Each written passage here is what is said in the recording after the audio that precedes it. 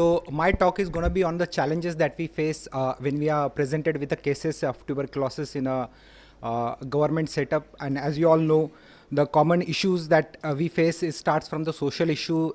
Most of them are economically constrained. They hail from the interior parts of the India, so become a regular follow-up becomes an issue for them. Not only this is a social dimension, but there are patient-related dimension also, which is also important. And you know, these most of the kids are malnourished. Their nutrition is not so good, and that is first that we target always. Another thing is they are very young, and kids who have an immature skeleton, cartilaginous body, destruction is more. They are quite often neglected females, elderly patients we see. A lot of them are immunocompromised, and they also have a HIV, and the long-term immobilization and non-compliance with the treatment is another challenge that we face, because because of both awareness and the lack of education, which makes them very difficult with respect to the compliance treatment. And the third thing is pathology itself. Pathology is also, I feel, is more cruel, because the treatment they sought is quite late in the disease stage. So what we see is a lot of time the disseminated lesions, large abscesses, atypical presentations, late presentations, and we do get a lot of drug resistance and deformity. So I'll keep my talk more of a case oriented, so you'll understand better how are we dealing with this kind of challenges. For example, this kind of a cervicothoracic lesion with more than 3 vertebral body loss, we commonly see at our institution. You can see there's a significant kyphosis. So this area becomes very difficult to approach upon, and they usually miss the bus. And if you want to address this particular deformity, we really have to go long and fuse them, which leads to a lot of stiffness. Also, these cases present late, and they have a very poor neurological presentations at the time of the disease itself. The other thing is that we see is a lot of time we see a deformity which are heel tuberculosis. So they present with a significant thoracic kyphosis, which itself can be causing an internal gibbous formation. That itself leads to a neurological compromise, and this internal salient compressing on a cord itself a challenge. And unfortunately, we are left with no option but to do a whole large surgery where we do a complete excise this vertebral column, do the deformity correction, and restore the whole column and decrease the cord compression. We always say there's adversity is always a birth for opportunity, and we do get cases which are very late in their stages. So we have cases, and we published this in AO Spine, Global Spine, which is one of the frequently cited journal. And we found that the cases in our study ranging from 5 days after onset of deficit to up to 200 days, the presentation. And we had decompressed, and we found a satisfactory result. The preoperative neurological outcome was a single most determinant. And so the point is that it's never too late, and you should always consider a neurological decompression whenever there's a chance to offer, and we should offer a decompression surgery, and the results are much good. Biopsy has already been talked about in detail. The point is that at given point of time in KM, we have almost 5 to 10 cases presenting in our OPD with deficit. So there's an enormous load that we see, and it becomes, and our residents are very trained to do a transpedicular fluoroscopic guided biopsy. So it's not that I have a radiological bias, but as Dr. Bhaven was telling, that the size of the needle, as a spine surgeon, we pass a larger size needle. We feel that the tissue yield is much better, and we do a fluoroscopic guided biopsy, which we target the lesion, so the accuracy is much better. And this was also previously pointed out by fellow. We send all the spectrum, including the fungal culture. The negative culture is another challenge that we face in our institute, because most of these patients, when they are presenting, they are already been started on an empirical AKT. So they are already taking a biopsy, and we do a biopsy, and we send it for a culture. But I think already the previous speaker has highlighted that the important thing is that they also can detect a dead organism. So we should not shy away from doing a biopsy or a culture, even if the patient has already been started on an empirical AKT. Third thing is that the MDR cases. This is one of the commonest challenge that we face. Most of these kids have a high risk factors. The common factors are usually the very young immature skeleton. Most of these MDR cases are already started on a previous anti-tuberculosis treatment. They have various atypical presentation, which we'll see in a subsequent slide. The most common presentation they see is a multifocal disease. You have cervical, thoracic, lumbosacral area involvement. A lot of them have an immunocompromised status, and we are in Mumbai is an endemic area. So we have a very high threshold. This 7-year-old boy with a significant kyphosis, what you can see on an MRI is that the D4 is directly touching around the D10 vertebral body. So he has lost almost half of his thoracic spine at the age of 7 years.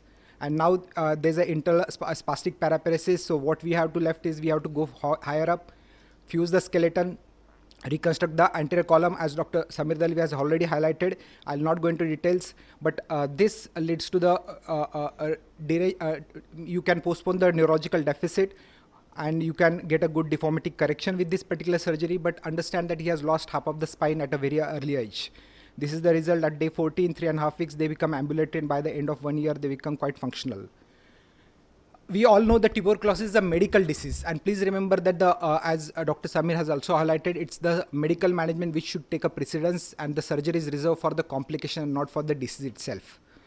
And the tuberculosis has a various wide presentation at our institute. The tuberculosis is the go-to differential for us for any pathology. For example, this young man presented to casualty with a large back swelling after an assault. Everybody thought this could be a hematoma which has occurred. When we did a MRI, the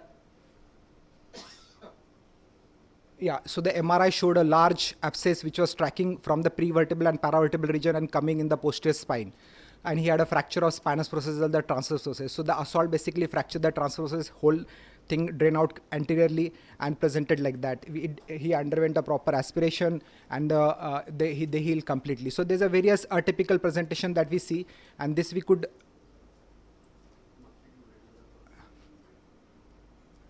this we could present as a mimicker. So we always keep that the tuberculosis is a great mimicker, and we often see that the patients with a lymphoma leukemia present like a tuberculosis picture, and what we think is a tuberculosis could be a hematological malignancy. So psoas abscess is not always a tuberculosis, and one should always also think of hematological reasons. Another interesting case, this young kid presented recently, multiple discharging sinuses. You can see there's a scarring which is very typical. When we did an X-ray, we saw that there's a destruction happening in the lumbosacral area. When we did an MRI, I was surprised to see a large mass which was sitting in the lumbosacral region. When we took a detailed history, they gave a history that he had underwent a IND drainage, and the multiple time the cotton was introduced in the field, and that is what they treated this as a simply IND abscess, and whole thing migrated in anterior to the thecal sac. This is the MRI which you can see this large mass sitting. These are the representative image, so you can appreciate there's a significant destruction of the sacral spine which has happened in this part. And if you see the preoperative MRI image, there's a classical prevertebral abscess, and this patient was started on an AKT preemptively somewhere else, and then he presented to us with this large mass. When we did so this is the images, and this was the extent. We took the patient, this was the intraoperative image, so we had to go from the L5 area. We excavated that complete region. The whole thecal sac was added to the anterior spinal region. This was the mass, the cotton mass, which we had to extract. This latter also came out positive, both fungal culture as well. So then the histopathological picture is also showing towards the aspergilloma as well. So there could be a concomitant infection in the both pathology, and what we did a debridement, and we have passed the cement, the stimulant insertion in the same area. Now, conservative treatment is already been highlighted, but the challenges that we face, the conservative is the mainstay of treatment, and we require a multimodal support, like in the form of pulmonary medicine, the physiotherapist, the occupational therapist, because rehabilitation is very important. The challenge is that this particular multimodal treatment is given to the patient when they are in-house. This same treatment should be given to them following a discharge, because that is also important, and it's a continuum of the treatment. Malnourishment, I already highlighted. These are from socio-economically challenged strata, so they have a lot of issue with the nutrition. Drug and brace compliance is a rampant problem. They don't follow the bracing, so that's another issue. So we have to have a regular follow-up, and I feel here the socio-economic support and paramedic support, especially at the primary level, is going to be very important. You can see this MRI. We have a common presentation like this, the patient presenting with a cervicothoracic cox, thoracolumbar cox, and a lumbosacral cox in a one setting. And you can't go on instrumenting the entire spine and just fix with a screw. So it's very important that one has to manage the conservative treatment very properly. In KM, I beg to disagree that the medical management should be left to ID. No, we should know how is the medical management, because you are going to see patients daily. And at that point, we manage our own cases. MDR cases, we do take a help of chest TV physician. And other thing is, KEM, we see a lot of cases which are presenting at a late stage, and a lot of them refuse treatment out of their socio-economical challenge status. So we get to see a classical natural history of uninstrumented spine. And I'll show you a few examples like that. So this patient, again, you can see D10, D11 cox. This is a X-ray taken in the month of August 20. He didn't seek a treatment. Again, this is the X-ray at November 20. You can see the February, the lesion started collapsing, and by the end of May, it healed uneventfully. So there's hardly any minor curve which doesn't need a instrumentation, and same thing was highlighted by Dr. Samir as well. So if you do a proper bracing, if you give a proper medical management, you also take care of the nutrition, the results is going to be very good. So that is something which we have to keep in mind. The another thing is a lumbar cox. We do see a lot of lumbar cox. We know that the lumbar cox has a thickle sac, so there's no much deficit, dense deficit that we see classically in a thoracic cox. So these patients present late, and what we did is we did a study in these cases, what happens to these patients when we don't do any instrumentation. Because if you have to do instrumentation, in this case, for example, I have to go 2 level or 1 level above, 1 level below, and I end up fusing and sacrificing a lot of motion segments. Whereas this is healed like this. You may see that the X-ray is not so good looking, but the radiological parameters may not be so favorable, but believe me, the osteophysiology disability score is much better, and the classical societal parameters like pelvic incidence, the pelvic tail, the sacral slope were designed for an adult degenerative deformity, where we didn't have a healthy disc adjacent to the deformity. Whereas what we see is a very healthy disc. They are very compliant and they can compensate very well. So these patients, in spite of getting a lumbar kyphosis which is minimal, they will tolerate and they have a very eventually good outcome. So I want young ones to understand the conservative treatment is equally important. We don't have to instrument every lumbar spine, because when you instrument lumbar spine, you end up losing a lot of flexibility, and these patients, especially from the poor class, wants to do ground level activity. And if you go and end up fusing the sacrum, the lumbar flexion, the forward flexion becomes restricted. And this is being already submitted for publication. And the important point is that we should try the conservative management first. The surgery is reserved for a severe deficit, and we do get this kind of a patients. For example, this patient when presented was offered a bracing, he didn't turn up, and in a span of 3 months, you can see the significant destruction. The whole MRI this was like 3 months back. After 3 months, there's a translation, instability, deficit, cord impingement, cord signal changes, complete paraparesis. So it's very important that we have to have a regular follow-up of these patients. Another challenge that we see in KM or in a municipal setup is that the patients being operated outside, they do biopsy, but they don't get anything. They start the patient on empirical AKT. The patient is been instrumented like this. You can see there's an inadequate fixation, and patient has been referred at this stage. He's a 26-year-old male, lone breadwinner for the family, and complete paraparesis with this deformity. Again, when we did a MRI after this surgery, we could see a soft tissue abscess. As Dr. Bhavin highlighted, we usually do a biopsy. We call this as a presumptive tuberculosis, and there's a very good definition for presumptive tuberculosis in a national program. You can see that CT scan showing a significant void, and the implants are completely malpositioned. And we did a biopsy, we saw that there is a rifampicin resistance. We already learned whenever we see a rifampicin sensitivity, we don't stop, we send for a first line LPA. If there's a rifampicin resistant, we send for both first line and second line LPA. So that's why we get the whole pattern of the disease, and this was done for this patient. We found entire sensitivity for all both first line and second line AKT.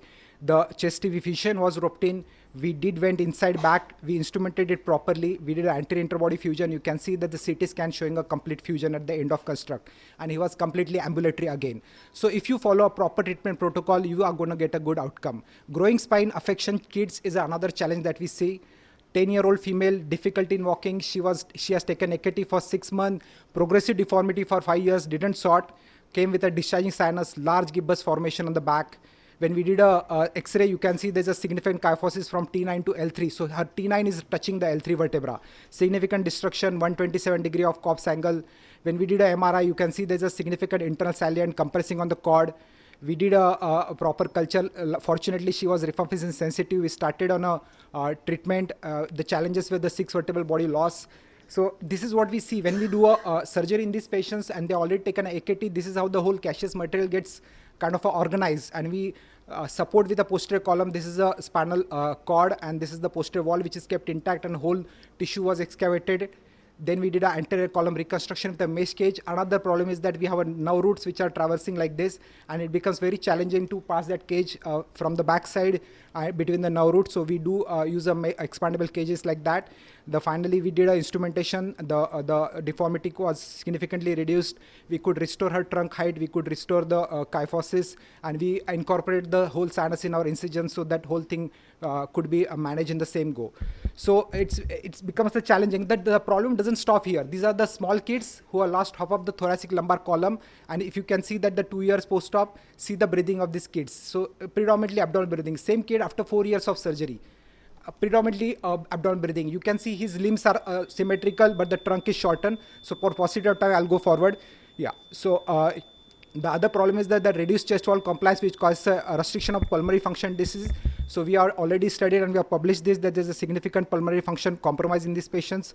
The problem doesn't stop at PIDS. There's adult patients with a discharging sinuses. Again, lumbar cox, significant destruction. We did a lumbopelvic reconstruction. Again, L2 touching the sacrum. So it's a challenging for this. This is how the cord is always compressed with the internal gibbous. These are the nerve routes through which we have to navigate and reconstruct the anterior column. This is what we do the reconstruction. You get a fusion at the end. And last, the TB in pregnancy is another thing. You can see this is a young mother with a baby in the womb. But a dorsal cox, there was a talk 32 weeks whether to terminate pregnancy or do a surgery. She was paraplegic. We took and did the surgery in the lateral position. This is a improvisation of cervical spine foam which we supported the abdomen. At the end of suture removal, she could stand with a support with a walker. Finally, she delivered a healthy baby. She could got a complete neurology normal back to the final this thing. And the complications like a severe chest complication, bed sores, young kids with a tuberculosis knee with a flexion deformity is already common. We have to depend on the bracing and casting as an old age technique. Another problem which was not discussed is the duration of ATT. In a KM, we have an in-house PET scan support, so a lot of time we do depend on a SUV max value because we get a lot of drug defaulters, and we see that, and we already published these results. Post-operative rehabilitation, we have in-house OTPT, but the post-operative rehabilitation at the house, where the patient is going to reside, is going to be important. The drug defaults are very common. This patient, again, one drug sensitive, 2 months, complete destruction, didn't take AKT, finally managed with the AKT. And MJPGY and Ayushman Bharat are the game changer. A lot of economic burden has been taken care. The next speaker will speak about it. At the end, final conclusion for the talk is that the multidisciplinary approach is going to be very important. We have to depend on the local centers. It's important to address the malnourishment. Use of government schemes has made a very significant difference. Aggressive rehabilitation is going to be important. Don't just operate and leave the kid. Do a regular follow-up, do a regular physio and occupational follow-up. And in the kids, keep the future growth disturbance in the mind. Thank you very much for your patient listening.